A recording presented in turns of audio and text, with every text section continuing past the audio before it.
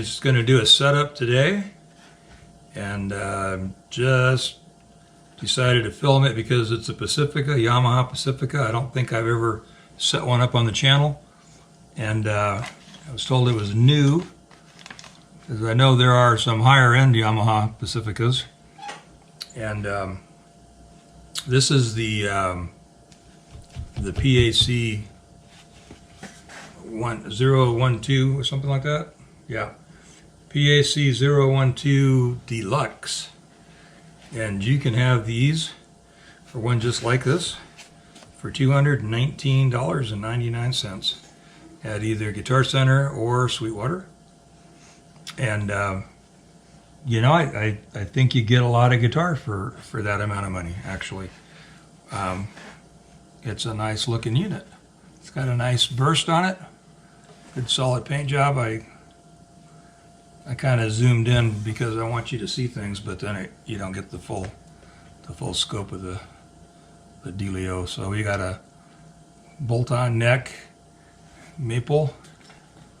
They call that a something C, nice C, fast C. I forget what they called it. Anyway, they said that this was a lightweight amethyst body.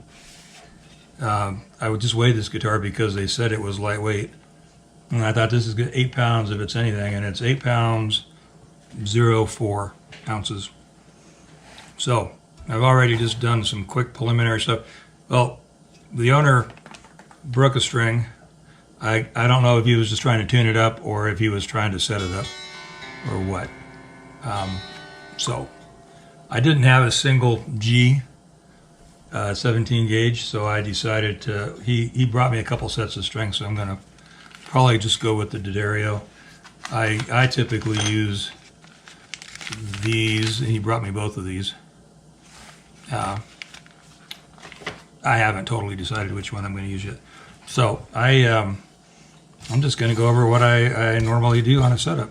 Usually I just kind of dust things off and start from there.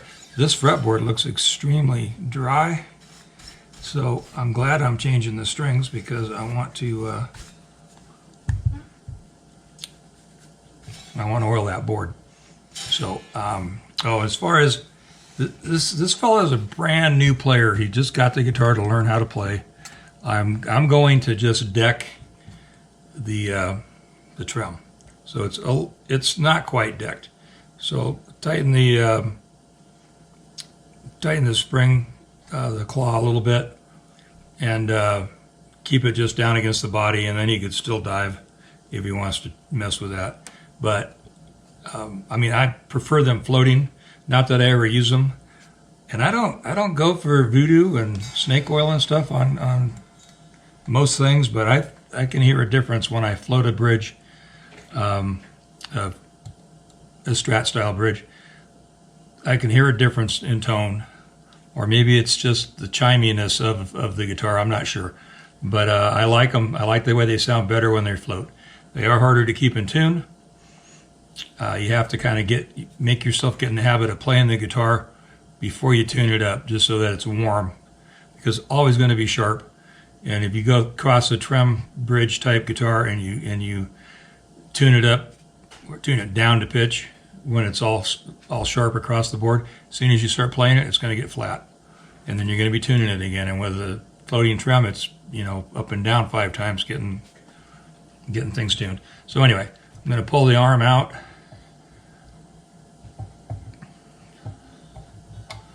And flip this over and pull the control cavity, I should say the trem cavity, cover off so that I can pull the strings out.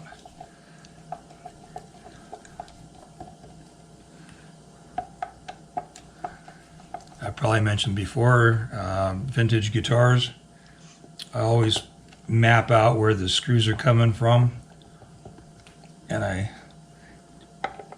put them back in the order they came out, just because a lot of vintage guitar owners I work with like it that way. I'd never thought about it before, but one guy started with me and it stuck. So Take that cover off. It's only got 2 springs. Interesting. 2 springs and the claw is almost completely sucked up there. Makes sense with only 2 springs. Well, I'm just going to have to finish pulling that claw all the way up. That should take care of me. I don't want to block the trim. All right, let's flip it over. Now I generally will check and see where things are at. The string height on this is about a 64th higher than I would want it to be. It's at 5/64 on the Fat E. And the neck relief, if you fret the first fret and the body fret, it's a little high, I think. It probably needs to come down a little bit, or flatten the neck out a little bit. Pulling my truss rod cover screw out. Set that down. And then the cover itself, it's in a recess. They did a little routed, let me show you that. Just in case you've never run across this. So I actually routed like a little plug to cover that truss rod. And see if I can get it to catch. Yeah, well, I'm going to put it back up here so I'm not working on it left-handed.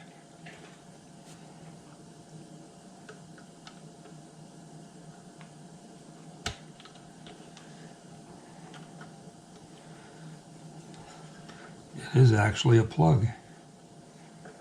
I ran across this on one other guitar, but I don't think it was a Yamaha. Anyway, so you can see it's actually a little molded plug that just drops right in that route. So, it's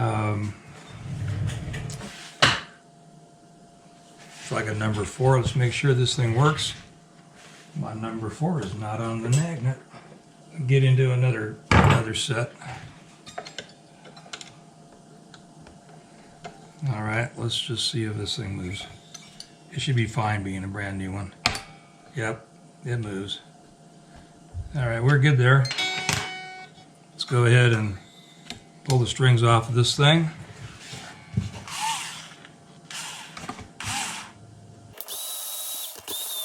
You can't see me, but I'm just unwinding the strings on the other end. Maybe I should move my camera down.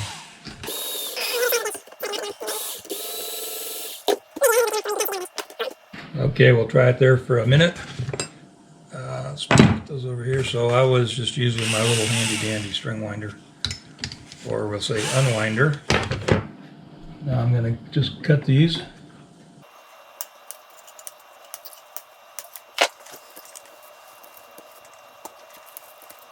Oh, this angle gives you a better shot of my belly.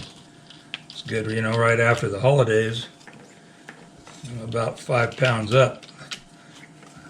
Of course, it all goes right to my gut. Does this shirt make me look fat?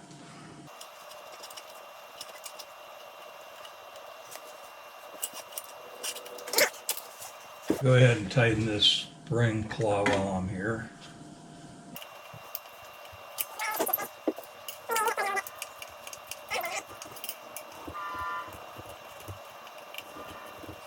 We're not putting the strings back on right away because I'm going to go ahead and dust it all off, and then I will clean the top. Although it's pretty, it hasn't been around long enough to be grungy, just dusty. Then I'm going to oil the fretboard. We've got to let that happen. Now, just for fun, 25.5 scale.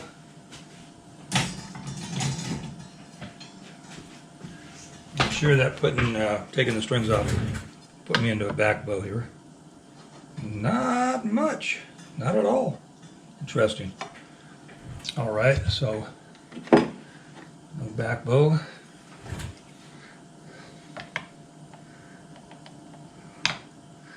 A little teeny rock right there at that first. Be the second.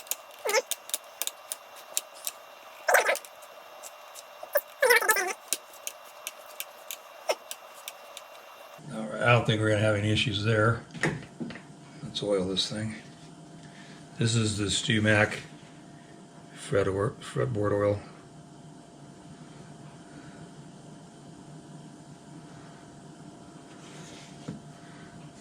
I don't remember what they said the fretboard was made out of, but it's very light. It almost looks like mahogany, which makes no sense. You wouldn't make a fretboard out of mahogany.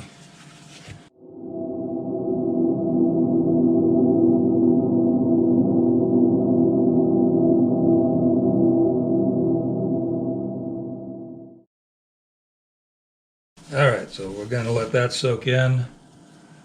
While that's soaking in, pretty sure I didn't close this page out. So yeah, so let's look at, this guy is 220.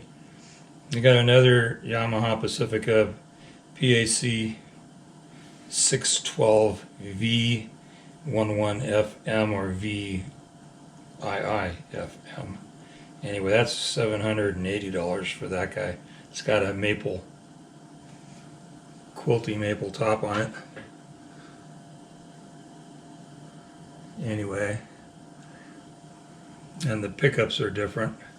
This is an HSS configuration here, but that more expensive one had a covered humbucker, and the bridge also HSS. Who knows what?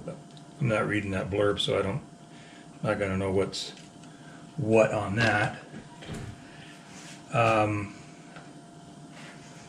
So yeah, we'll let this soak in. Forgive the arm again. My shelf up there.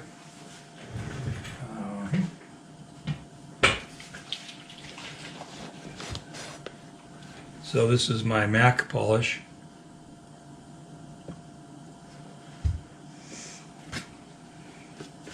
If you don't like StewMac, just pretend it's Fleetwood Mac or something. But the little sprayer it came in hit the floor and the end broke off, so I just put it in this bottle. And I like their polish. I've used others and I really hit on the Mac polish, and I like it a lot. So, you know, if it ain't broke, don't fix it. I'm not going to continually look for another brand just to not use StewMac. I don't have a real huge problem with StewMac. A lot of people do because of their pricing, but now they've lowered their prices. This is no way to get sponsored by StewMac either. They've lowered their prices now, so all these things that we've been paying twice as much for all these years are now lower priced. I'm assuming they're still making a profit, which means they were making a killing previously. I know I spent $116 on a crowning file, and I think it's down in the $70, $80 range now. I don't know if their Chinese manufacturers are getting a better deal or what. Alright, so this polish works really good if you just really wipe it around a lot. Keep going until your towel's almost dry, but you can also switch to a dry towel. I use Viva because they're not coarse. They do a fine job. I don't polish the back with the back of the neck until I'm done with the guitar. That way, I just want to make sure that under the strings is all nice and clean and buffed out. Then buff the neck out, fretboard.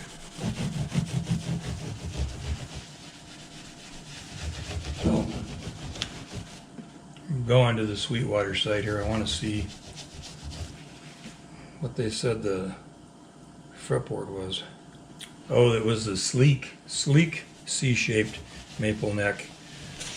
Smooth, responsive, and instantly playable. Great for lead and chording. I read this earlier. Let me see what... There's a whole list of the actual specs. here we go. So it's got a 13.75 radius, which is interesting. So it's almost a 14-inch radius, which is pretty flat.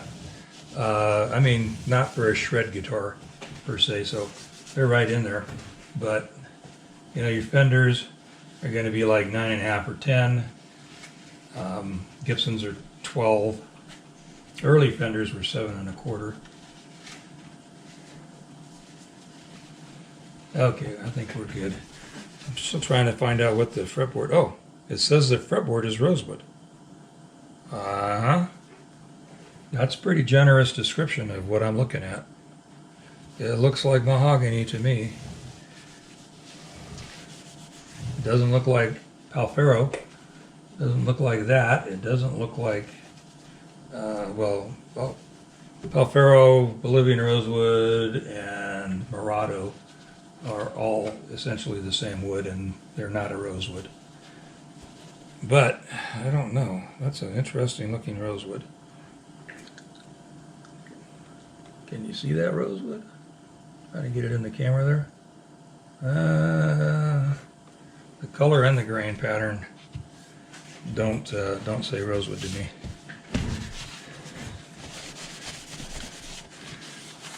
Not being critical, just not seeing it.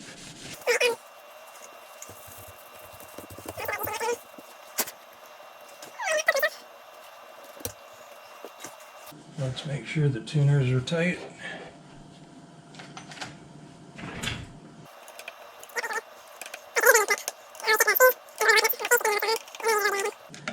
Just a little squeak. There we go. All right, let's load up the new strings. Let's go ahead and use the Ernie balls. 10 to 46. I like to just poke them all through. And the base is on top.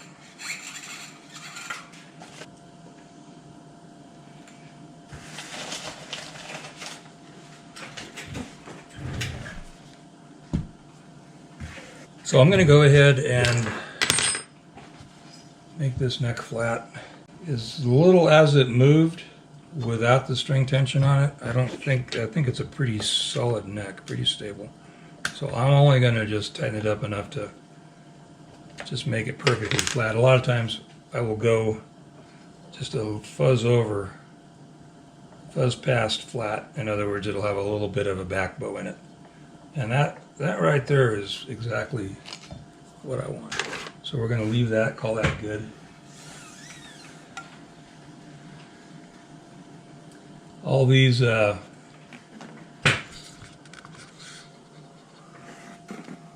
saddles are totally maxed out. So real quick, my string winding technique. First of all, we'll make the machine go in the right direction. All right, I like to just go around the post one time with the first two strings, maybe even the first three strings. Just pull it up, hold on to it, and then pull it tight.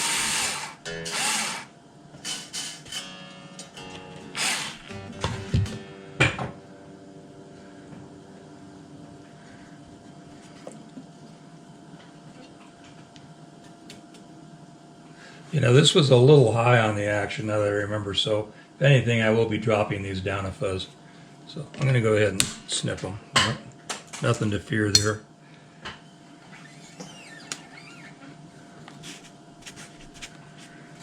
So again, just once around and then back through the hole. I don't try to go under this string. I don't tie a knot. Don't do a lock. These things with the winds on them don't go anywhere.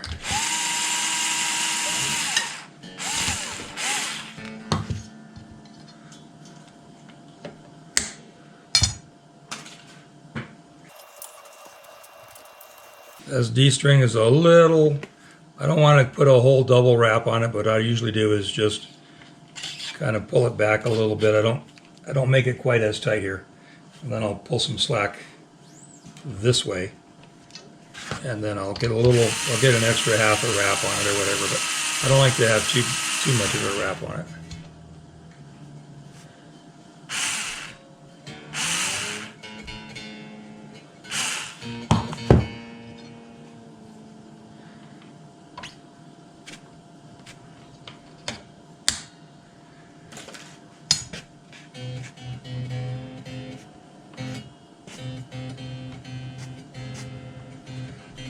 All right, then we got the non-wounds. Usually go a couple out, couple pegs past the hole you're on.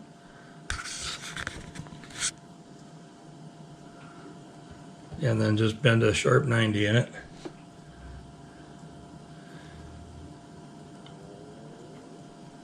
This one I do go under, go over, and then under.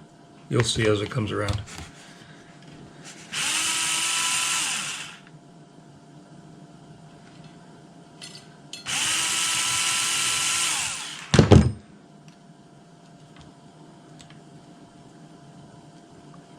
String tree's right in the way.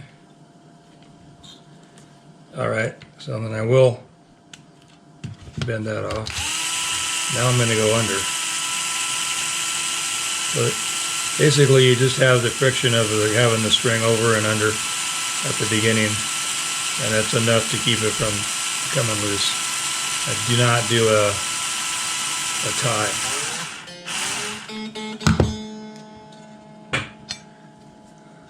But I'll usually cut the plain strings just a little long at first, in case I have to loosen them for any reason.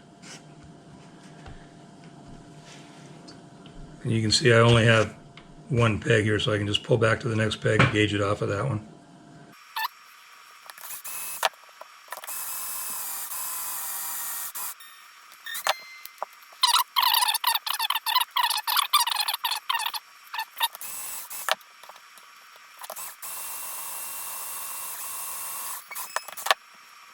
Alright, I'm going to tune it up. I'll spare you from that, so I'm going to go ahead and... Alright, we're back. Just tuned it up quick. I do stretch them. You can see what I'm doing. I basically just grab the string. Maybe we'll move the camera over a little bit for that. Just grab it, get between my thumbs and my fingers, and just stretch it. So there's I didn't realize there was some controversy about this, and apparently people don't think you need to do this. I guess they've never just had to tune their guitars a million times, but I find this quite helpful.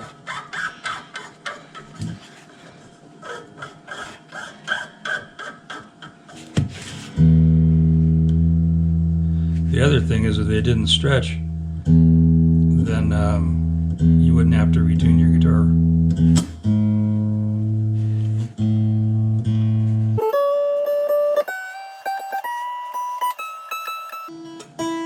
And again, I'm just rough tuning it because I will do this another time.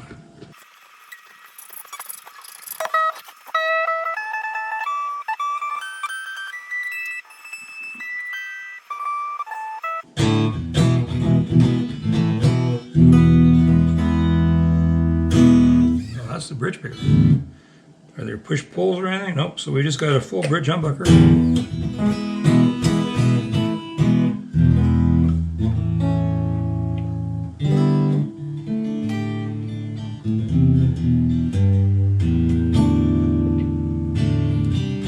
Alright, still got to set up the pickup heights, check intonation. While I had that in my lap, I was going to check my my neck relief. Capo first fret, and then body joint, and check 7th.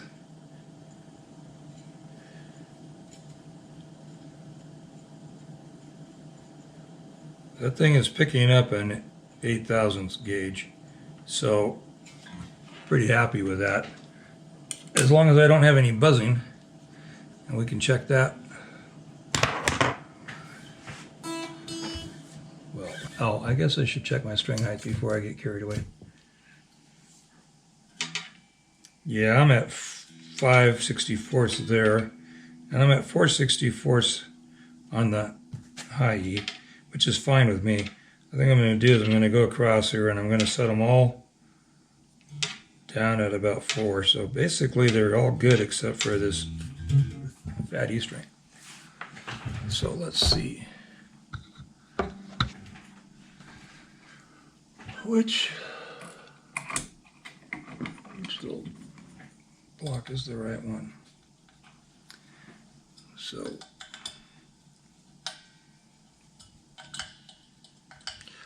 oh, if you don't have one of these, if you do any amount of this sort of work, just take you an Allen wrench and cut it off and throw a little hole in there and throw some super glue in there and bang that Allen into it. Just makes your life a lot easier. And you can use the 4 sides of the block, you know, as your quarter turns. I have the point 050 here. Oh, I even wrote it on the handle. But that's for the really small fender ones. Anyway, it's really super handy. I did buy some of the Stu Mac ones, and I probably forgot about that. Yeah, so I've got a Stu Mac one here that fits this one that I'm using the block on. Let's see where we're at.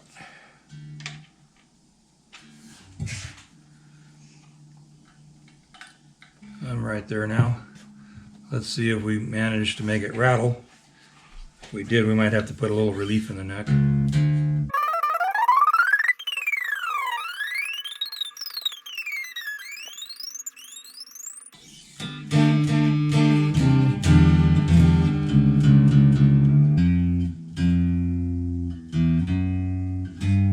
going to file this E, the fat E, in a bit. It's a little high for my liking, and the A may be as well. The A is pretty good, actually. Just this E string is a little high. Anyway, I wanted to make sure that, which shows premeditation, I wanted to make sure that everybody knew the reason why you checked across all the strings and make sure that they're all at the same number, or a very slight graduation between. Say if you wanted your high E at 3/64, for instance, you could do a very slight graduation on each step up to the fat E at 4/64. But you want your radius to match the radius of the board. I don't have a 13 and 7, 3/4 or 0.75 radius gauge, understring radius gauge.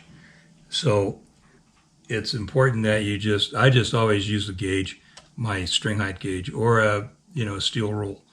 And you can check and see that, because you want your radius to match the radius of the fretboard. Your bridge radius should parallel your fretboard. Anyway, so it plays. It feels right when it's set up that way. If you try to set your strings flat, like you're playing a lap steel, it feels really weird when you're fretting, and you'll get buzzes. If you have your outside E string set at 4/64 and then try to just flatten the strings out, all your interior strings are going to rattle and buzz and make all kinds of problems. Or if you try to keep those high and then bring the other ones out up on the outside edges to flatten, then you have really high action on the outside edge. So I did want to mention that, just because I've seen some other videos and people are doing that, but they're not explaining why they're doing it. So I just thought I'd throw that out there. I need a nut file. There we go, 46. For this guy.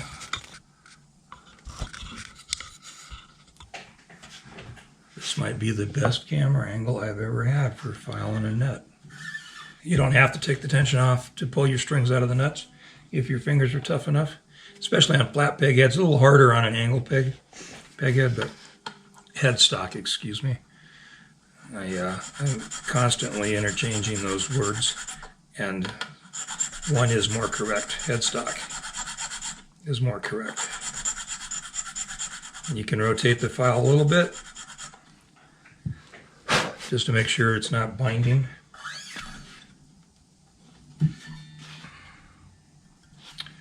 Gonna do a little more.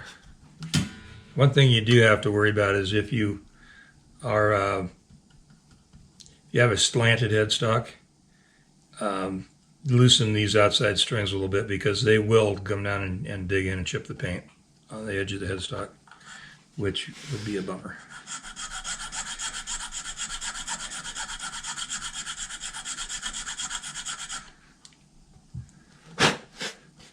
This feels like a micarta nut. Now that's beautiful. I don't even know if you can see what that's doing, but that's just got a little bit of wobble down to that string. Before I do an intonation, I need to check my pickup height. Now on a Strat style, super Strat in this case, but where you have the pole pieces are magnetic, and I don't know how Yamaha builds their pickups, but if these were Fender pickups, these pole pieces are magnetized. These pole pieces are magnetized. And then there's a bar magnet under here, so these slugs are not magnetized, but the magnet underneath the pickup. So you can get your humbucking pickups a lot closer to your strings than you can single coil pickups if they're built in the Fender fashion.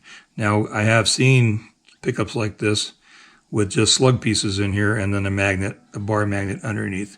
In a situation like that, it's the same as a humbucker. All right.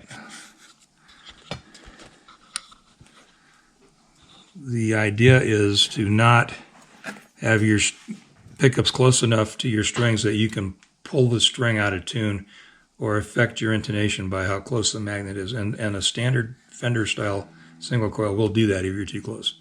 So 1/8 of an inch. Hold the last string down, cooperating. So these are too close. That's too close. These are all too close. And then 3/32 for the high end, because you don't get as much output on the high strings. So we want them a little closer to the pickup. These are too high. That's a little too high. That's about perfect. So let's just start over here. Drop these down a bit.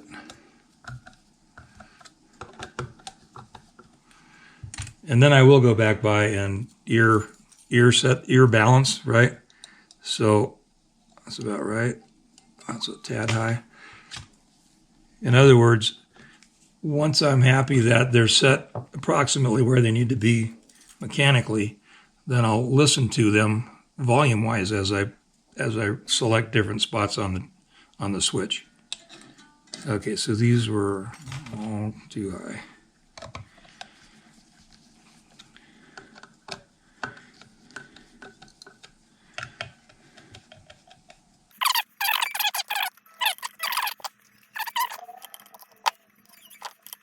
Okay, I'm happy with those.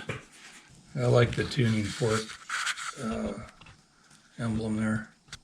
Well, let's just check it ear-wise. Said my amp sets up about halfway, you know, so whatever that would be called, 12 o'clock. It's not what it says on the amp, but 12 o'clock on my master and my volume. And I'll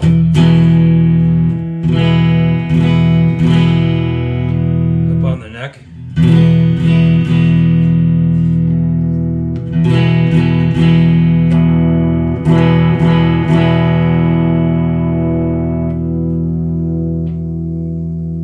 Okay, up on the neck.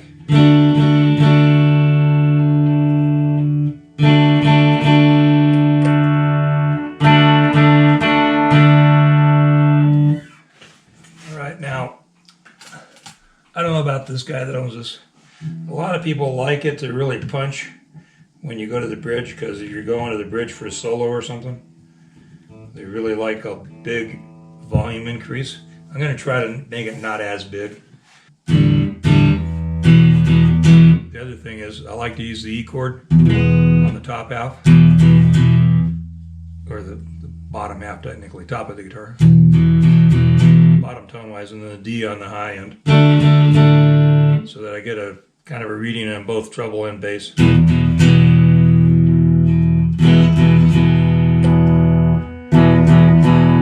Still quite a bit significantly higher on the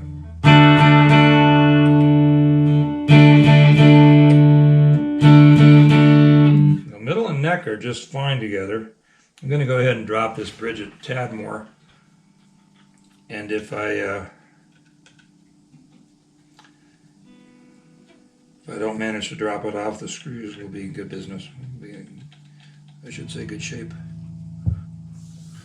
I'd rather not drop it off the screws.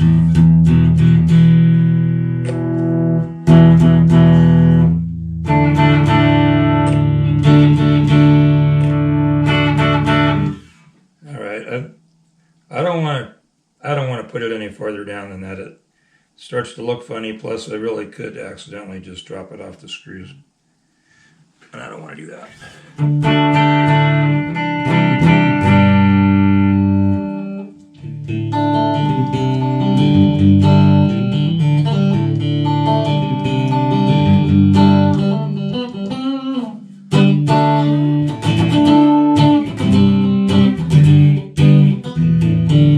Messed up.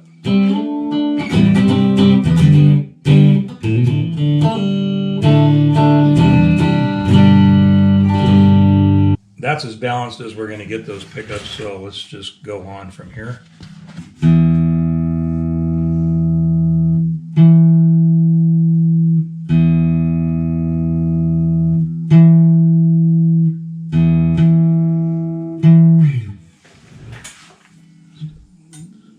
Just a wiggle flat.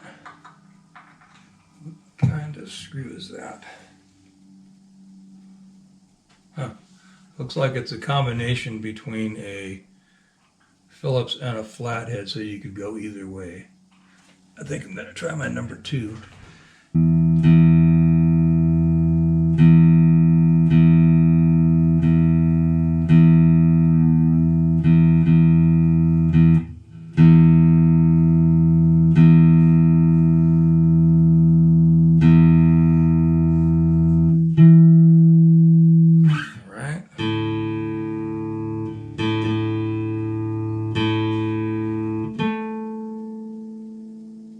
Just a fuzz sharp, just a little wiggle. I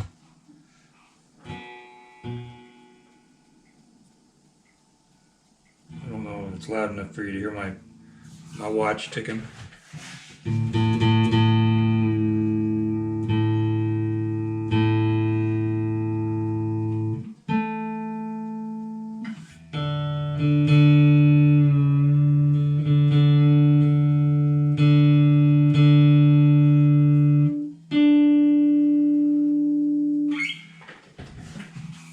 Like it's just a little sharp all the way across, but we'll see. The other thing is when you're sharp, you want to lengthen the string. So I always think that if it's sharp, the string is too short. So you want to move the saddle in a direction that will make the string longer when it's sharp. When it's flat, you need to shorten the string. Oh, right in the middle of the video.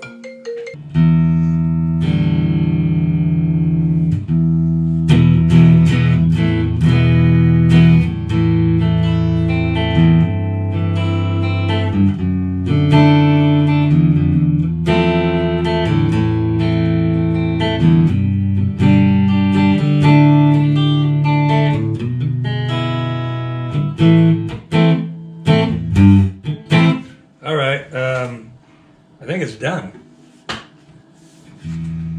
Nothing rattled, so I've got nice tight action, really flat neck. What else? I'm just gonna, clean the back and the back of the neck and all that, and put the covers back on, and we're done. So I guess we're out of here. I will do the back cover, clean it up, all that good stuff.